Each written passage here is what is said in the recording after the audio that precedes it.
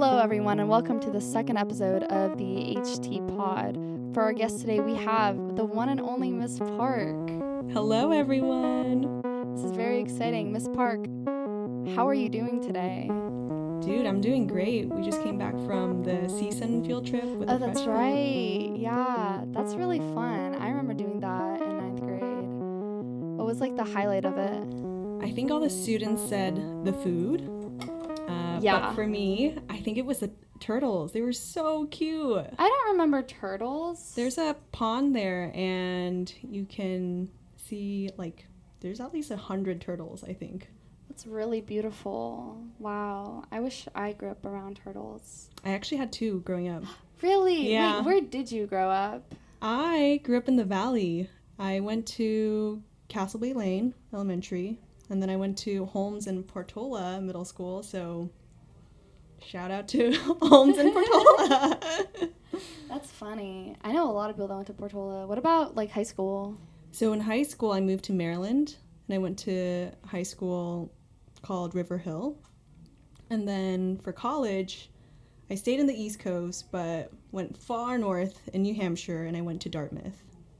Dartmouth? Yeah. You went to Dartmouth College? I did. Whoa. Wait, how is it like being a high schooler in Maryland? It's definitely different than here because it's super suburban. So I think I lived a pretty sheltered life, but at the same time, it was pretty rural. So people had tractors. Most people drove to school. Just kind of like a slower paced life, I think. That is pretty cool. What about socially? What was a social life? Well, so in high school, I was a cheerleader. Holy lore. Yeah, and I was pretty ambitious. So I was in student council, did all the clubs, did Model UN, Key Club. Whoa, yeah. That's probably how you got into Dartmouth. Probably, yeah. Wow, that's really interesting. I didn't know that about you. And it's speaking of cheerleading and dancing, did you do any other kind of dance? I did. At one point, my dream was to be a professional dancer. What would you do? Dance? I did hip hop, choreography. There's something called house dancing that I used to love. Is it to house music? Mm-hmm, it is. And then a little bit of breakdancing. Tell me about this breakdancing. So when I was in high school, I was part of the B-Boy club, and we used to practice at the McDonald's play place.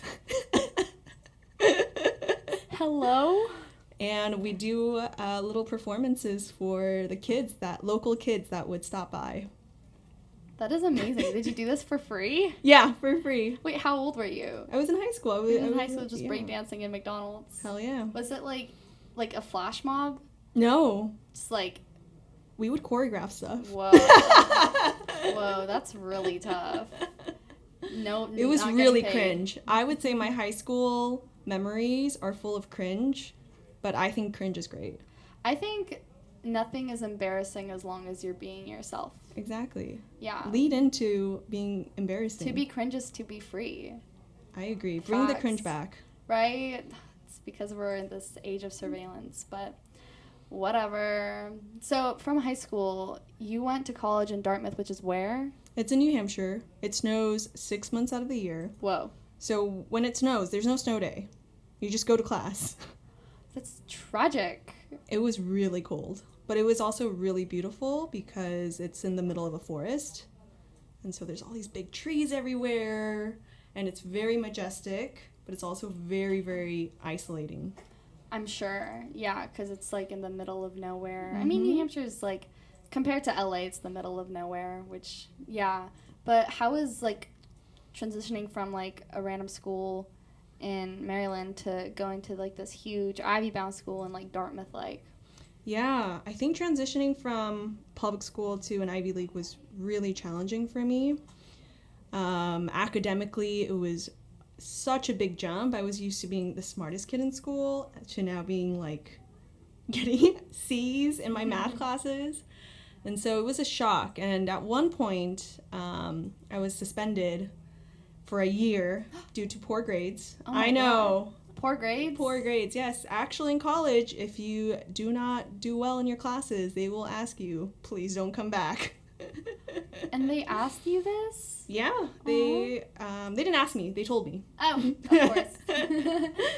And so I was pretty lost at that moment. I think I was around 20, and I was like, okay, maybe now I'm a high school dropout or college dropout. I moved to LA, and I was really into dancing at that time. So I was like, okay, I'm going to be a professional dancer. So I was dancing with teams in UCLA. I was going to all the crazy dance studios, which are actually in the Valley in North Hollywood. And I needed to tell my mom something, that I was doing something productive. So I started working at a school. Ooh, which school? It was a school in East LA called Collegiate Prep. And it was a small charter school. Was it like high school, middle school? It was a high school. It was like HTLA, small high school. And I was a TA and I was just kind of doing everything. I was the office lady, I was the lunch lady, I was the after school tutor. And so through that, I realized that I loved being around young people because they have such great energy. Yeah. And it felt really good to help people be successful. That's really nice. After this, did you go to Dartmouth? Like, go back to college? Yeah, it inspired me. I think before that, I didn't have a purpose. I was just going to college to go to college. Because it's like the trajectory? Right. And I had like 10 different majors by this point. I was like an art history major, political science major, an economics major. And then I realized my passion for being with young people, so I applied back to school. I got in, thankfully. To Dartmouth? Yeah, I had to apply to, like, please let me back in. And, yeah, I just, after that, because I had a direction and a purpose and a vision, I did a lot better in school. It was still challenging, but it was doable. And so after that, I came back to LA to start teaching, and I haven't looked back. Wow. After that, did you get like what's your like degree? Ooh, okay. So a couple years ago, I took a break from teaching, and I went to Harvard to get my master's degree. Just casually, just going to Harvard. Yeah, for your casually. master's. Why not? Just, you know. But that's the thing. I think you have to shoot for the stars. You're right. And when I was applying to Harvard, I was super nervous. I was like, well, I got suspended from Dartmouth. I wasn't very successful the last time I was in school. But what I was thinking at the time was, you know what? I have a great job. It doesn't hurt to apply. And if I don't get in, I still have a great job. Hell yeah. Yeah. So I applied. Thankfully, I got in. And then I had the best time of my life being in Cambridge and in the East Coast. That's beautiful. I always wanted to like visit the East Coast. Yeah. I think it sounds fun. But was Harvard as like rigorous as Dartmouth? Like the experience? In some ways, yes. In some ways, no. I think I was a lot more prepared, being mature. And I think teaching helped me realize how to be a good student. Yeah. Yeah, that'll do it. How old were you when you got into Harvard? I was 26, I think. So like frontal lobe developed. Mm-hmm. Yeah. There was a lot of development happening at that time. And when I was at Harvard, I did some really cool things. I started a school in the city called Lynn. Whoa. Yeah. You just started a school. I helped start a school. I wasn't the main founder, but I helped. And it was, it's very similar to HTLA, actually. It was a project-based learning school. And so when I graduated, I was like, what do I want to do next? I love teaching. And so I found HTLA. A lot of students, I don't know if you know this, but HTLA is a really special school. Yeah. No other school is doing projects, POLs, even though I know everyone hates it. But it's so useful, and like as a teacher and as someone who really studied the best educational practices at Harvard, I can tell you for a fact that these are practices that are going to make you successful. Yeah. Did you get a lot of that practice in your high school? No, not at all. Oh my God. This is this is like a very college prep school, huh? Mm-hmm. Yeah. What do you do here? As my job? Yeah. Like officially, like what's your title? That's a great question. I've been asked that a couple times. So my official title is Resource Specialist Teacher. And my job is to make learning more accessible for students of all different types of learning profiles. So some students may have ADHD or autism or processing disorders, and that makes being in the classroom a little bit more difficult. And so I work with teachers and students themselves to help them learn strategies so they can be the best student they can be and really reach their full potential. That is beautiful. You're like the bridge of like everyone. You be doing everything. Yeah, a little bit of here, a little bit of this, a little bit of that. That is really cool. I feel like you're very busy with like high tech, but also like you have like lore of like the century, and like you do a lot of stuff outside of school. What do you do? Like, what's your favorite thing to do outside of school? My favorite thing to do is start new hobbies and get 70% good at them and then quit. I do that all the time. I love rage quitting. Yeah, what are some hobbies you've started? Like crocheting and knitting, and like I'm like painting and so much film stuff, whatever, writing. And then like I'm like good at crocheting, but then like also crochet like kind of went out of style since 2021, so I kind of don't really do that much anymore. But like, what about you? I'll just go through the hobbies I started last year and this year because there's a lot. Last year I started Taekwondo to feel more connected to my Korean roots and to fulfill my childhood dreams. And then I got to a white belt, which is the first one. I did it for 3 months, and I was like, okay, I know all the basics. I'm ready to move on. And then this summer, I started DJing. Yeah. Oh my god, I need to learn that so bad. I should bring my deck here. Please. We should do a session. And so this is something that my friends and I are doing. My friend just played her first show. So it's really exciting. I love music, and when I was a dancer, I used to make all the mixes for my team because you have to mash songs together. And so because I have this background in music and counts, it's been a pretty easy transition. But I love music. I grew up playing piano, flute, saxophone. Do you know like a lot of the music theory? I do. Were you taught that? Wow. So I don't know if they still have this, but they used to have AP Music Theory. Here? Or just in general? In general, yeah. I don't even know if in general they still have it, but I took AP Music Theory, and it was really fun. It sounds really tough. Ugh, I want that so bad. Yeah. That would sound really cool. What, like, gravitates you to music? I think it's because I grew up playing so many instruments, but now as just a regular human, whenever I hear music, I just like my body moves. I don't know if you... It's just like the dancer in you. Yeah, the bounce, the beat. Yeah, really that's how like as like a former dancer, like that's what it does to me. Yeah. You used to dance? Yeah. What'd you do? I did, I used to be a rhythmic gymnast. No way. Until I was like born from when I was 10, and then I was a ballroom dancer. And I was like in world championships, and I was like top 10 in the world, and it was like a whole thing. Huh? Yeah, it was like whatevs, but like, yeah. Good old Lord. Dude, that's so cool. What type of ballroom dancing?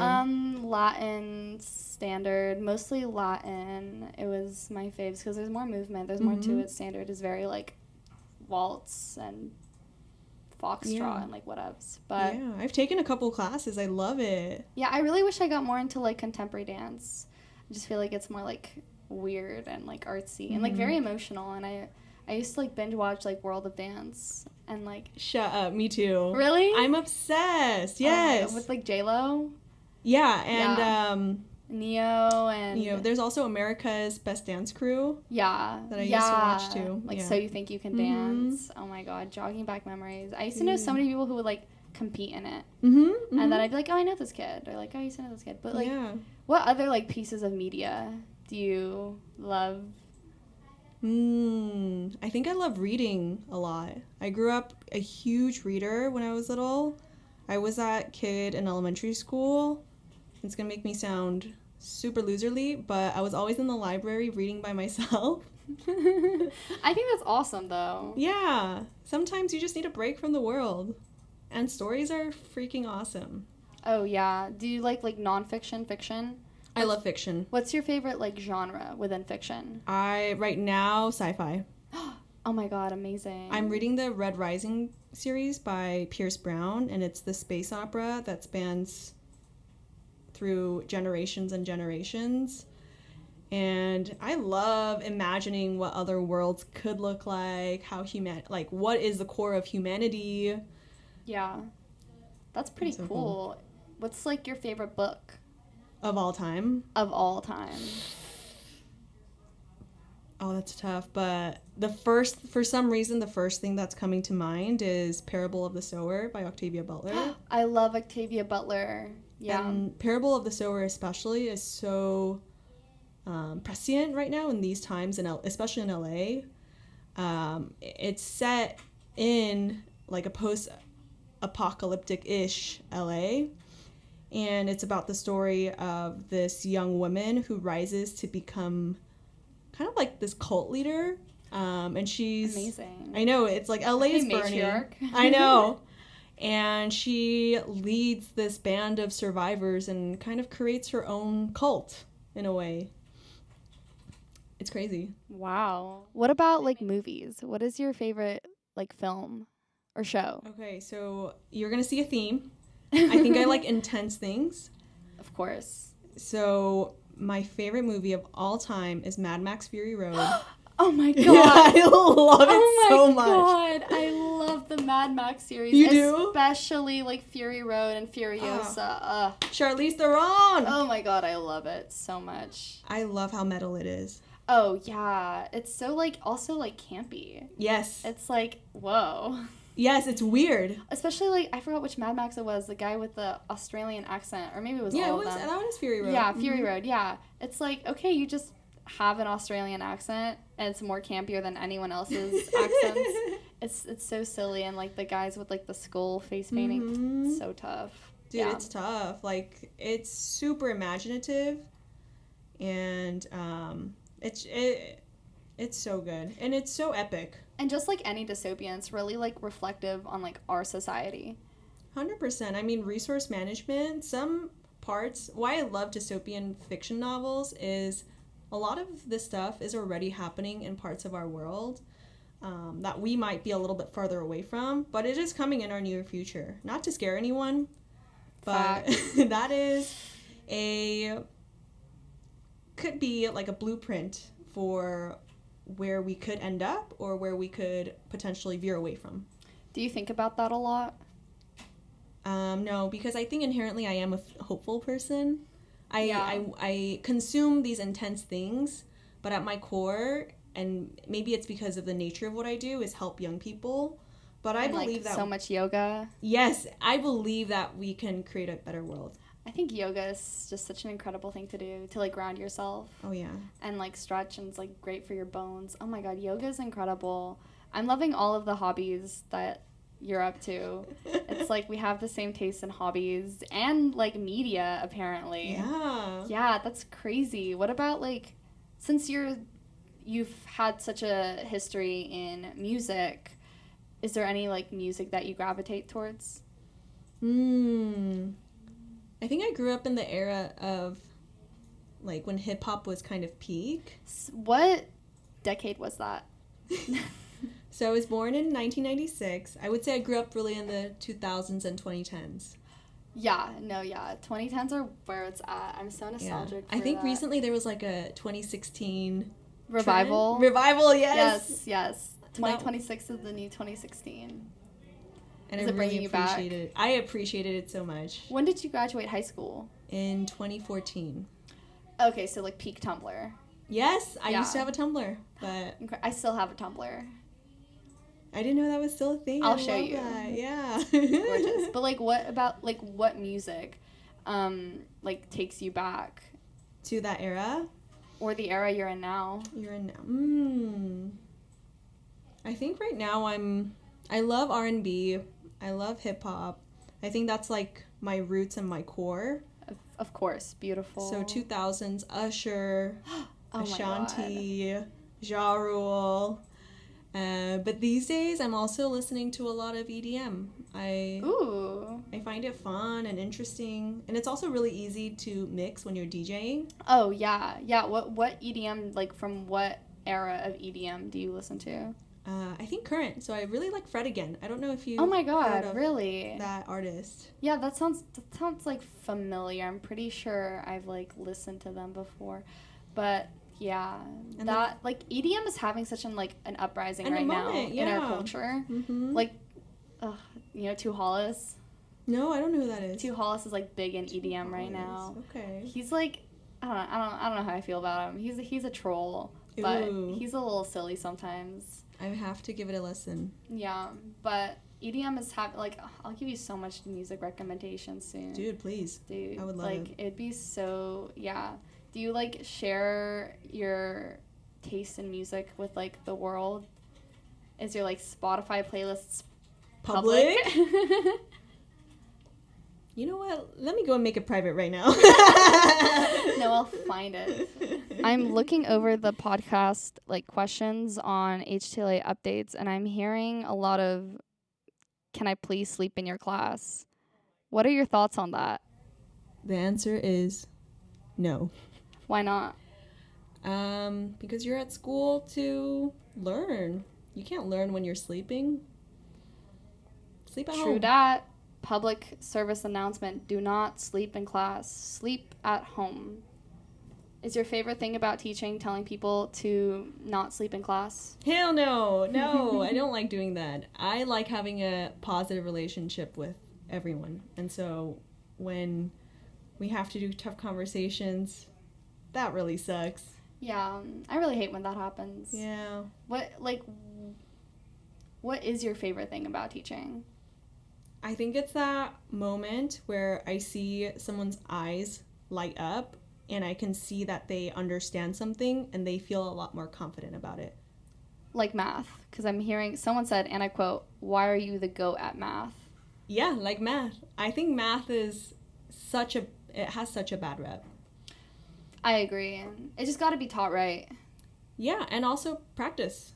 A lot of practice. Mm-hmm. It's very comprehensible if you lock in. If you lock in. It's some people are good at that, some people aren't. And I'm not. That's okay. Is it your favorite thing to teach? Math? I don't really have a favorite thing to teach. I like everything as long as I can see that there's progress being made. It's that moment when I see someone being more confident that just keeps me going. Like, that's the high I'm riding every day. That's so beautiful. Yeah, math is really hard, but, you know, sometimes it could really hurt. It could, like hurt you and, leave scars on you. Mental scars. But also, maybe there are physical scars. Speaking of scars, oh my God, that came up so naturally before.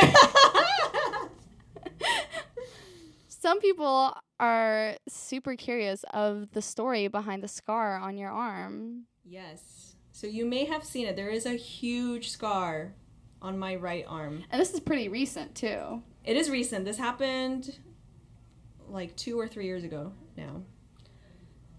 So my PSA to you is never arm wrestle, because if you arm wrestle, you have a high likelihood of breaking your humerus shaft. What bone is that? So that's the long arm bone from your elbow to your shoulder. That's your humerus. And one day, I was participating in some monkey business. No monkey business allowed here. Mm-mm. And I was just with one of my girlfriends. We started with thumb war. I won. And then I was like, okay, let's do arm wrestling. And so I beat everyone with my left arm, and I was feeling a little cocky at this point. I was like, all right, let's try my right arm now. And so I'm arm wrestling with my right arm. My right arm is weaker than my left arm. I'm a lefty. And so Really? Yeah, I'm a lefty. With writing too? With everything. Oh my god, that's so like fun fact. Fun fact, I'm a lefty. And so the thing about me is I'm super competitive to Probably how you got into Dartmouth. to almost perhaps an unhealthy amount. Same. And so I'm really trying to win. Even though it's my weaker arm, I'm doing everything. And so at one point I'm twisting my arm. Yeah. There's this concept in physics called torque. And so when you twist and apply pressure... Twerk. Not twerk, torque. And when you twist and apply pressure, it increases the amount of force on that object. And so I literally snapped my own arm in half. Did it hurt? It hurt so bad, but at first I didn't know. I thought I broke the other girl's arm. There was a loud pop. It was so loud. And so I was like, oh my god, did I break your arm? And then all of a sudden I like kind of lost feeling in my arm. And then the pain started to rush in, and I was like, oh no, I actually broke my arm. So if it was just the bone, how did the cut come around? So I had to actually have surgery. Yeah. So when you break your arm, you can't just let it set because it might set crooked, and then now you have a crooked arm for the rest of your life. And so I wore a sling for like 2 months. And then when I went back to the doctors for my surgery, they broke my arm again so they could set it right. And now I have pins and screws to keep my arm in place. Oh my god, are you ever afraid that it's gonna like come undone? No, but I do feel it. Every time I do a push-up, I feel the metal in my arm. And you're able to move your arm now and like everything is all good. Yeah. It's all normal. It's all good. Oh I my can still do God. push-ups, yeah. Oh my god, that's like scary. Any like mental scars I should know about? I couldn't shower for a pretty long time. I could only like shower parts of myself. Oh, because it would hurt, huh? I couldn't get it wet. Oh, because it It was was like healing. yeah. Yeah. Wow. Damn. Yeah. For how long did it take to heal? Fully. After the surgery, it was around 6 weeks to 2 months, but the whole ordeal took a couple of months. Yeah. Oh my god. Yeah. I did everything with one hand, getting dressed. Good thing you're a Yeah. lefty. I know, good thing I'm a lefty. That would go really horribly if it was the other arm, huh? Yeah, but thankfully this is when I was at Harvard, so I got some really great accommodations. Oh, that's good. Yeah, that's really good. So how old were you? It was recent. I think I was 27 or something. And how old are you now? I'm 29. Oh my god. Wow, so close to a milestone. Yeah. How are you feeling about that? I'm excited. Oh my goodness. I think there's a lot of people in this world who are scared of getting old. But to me, it's exciting because when I see old people, they have so much wisdom, they have confidence, they know what they're doing it with their lives. Getting older is awesome. Every year, I feel more at peace with myself. My relationship with me is stronger, and I understand my place in the world more. I feel like people peak in their 30s. I hope I peak in my 70s. I feel like 30s is just such an amazing decade to be in. I hear it's the new 20s. It's I don't know. I haven't gotta been be. there yet. I don't know though. What about so what's your plans for the future? For when you are in your 30s? I hear there's an engagement. Oh. I hear there's a wedding. So What's the tea? I was recently engaged. I am betrothed. Oh my god. To who? To Dr. Shu, who came to our career day 2 years ago. Oh my god. For how long has this been going on? He was my college sweetheart. From which college? From Dartmouth. Aww. And then... The first time or the second time? The second time. Of course. Yes, when I Locked was in. more ready. And then we broke up for a couple of years, which... And then you guys, grew in your own Exactly. ways, Because and then we you had guys to found each other. Yes. You have to become your own person first. Facts. You can't marry someone you met when your brain was not fully developed yet. I agree. And then after my brain was more developed, although it's still developing, I would say, always. Forever. I looked back and I was like, wow, that's a really great person. Can I ask why you guys broke up? Of course, yeah. He was going to medical school, and I wanted to make sure that my career was my own, rather than following him to medical school to support his dreams. And it was definitely sucked. It hurt, but we also understood that we have to live our own lives and become our own people, and become our own impressive people before we return back. Yeah. Was it always in the plan to return back? I used to joke about something called a 10-year plan, where I was like, it's okay that we break up. I know we're going to get back together in 10 years. Aww, and like that happened in less than 10 years. Yeah. So how'd you guys find each other? Like re-found each other? We never ended on bad terms. And so we always had a lot of respect for each other. And one day I got a text. Oh, was he like back in your area? No. He just wanted to wish me a happy birthday, I think. Oh, that's the best way to sneak back into someone's life. Whenever I get a happy birthday, it's like, I know what you are. That's kind of beautiful. And then like things just went on from there. When was this? Yeah, this was 2 years ago, right when I started working at HCLA. Wow, that's really nice. Did he move here to LA? He is still in Michigan, completing his residency. And when will this be over? We'll see. Okay. I have faith though, and I think we're at a point where we've done enough in our careers and our lives where it's time to like settle down. Yeah, it's time. Exactly, yeah. It's time to unite. Yeah, that's beautiful. When is this wedding gonna take place? And where? TBD. Weddings seem like a lot to plan. Yeah, but do you have like big or like small in mind? Oh, I think I'm definitely intimate, small wedding type of person. So like 500 people, 600 people? No, just 2,000. Just 2,000. Of my closest friends and family. Of your closest friends and family. Of course, what else is there gonna be? Yeah. Yeah. That's a joke. It'll be probably like 10 people. Yeah, that's really nice. I love love. Me too. It's so beautiful. Yes. You feel like giddy yeah. up inside. Oh, that's I love amazing. romantic love. I love platonic love, familial love. Love is great. I love hearing about it. Yeah. So after like this wedding, like what's gonna be the future for Miss Park? For Miss Park, who will be keeping her last name. You better, because Park is a sick fire last name. He could be Mr. Park. What's his last name? Shu. I gotta show him this podcast. This is what the people want, Kevin. After that, I definitely want to continue my education.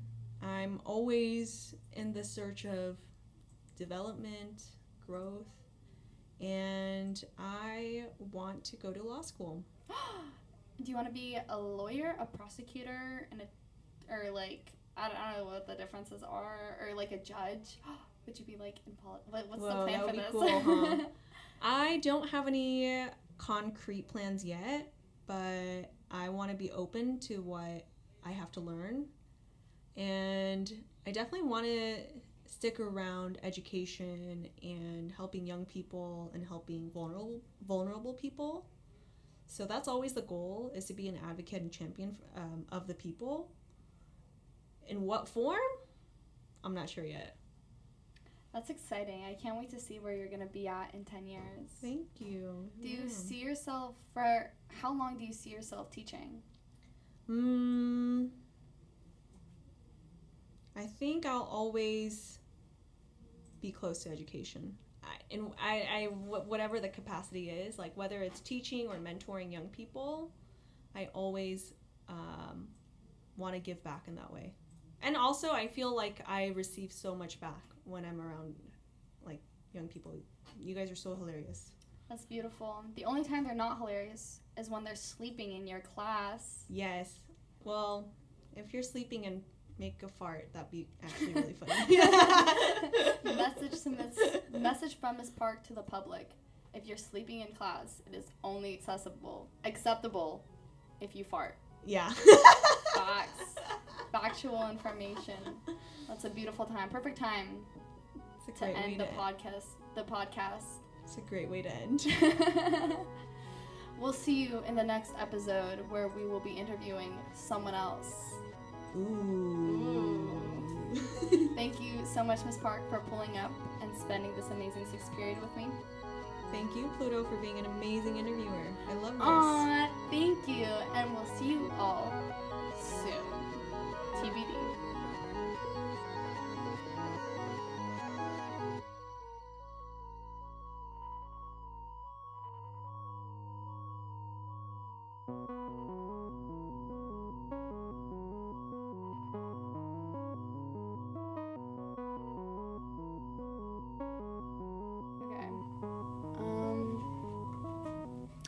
To the edge of the universe with Pluto. Ooh, wait, I tough. can put that in the end. That's tough. Wait.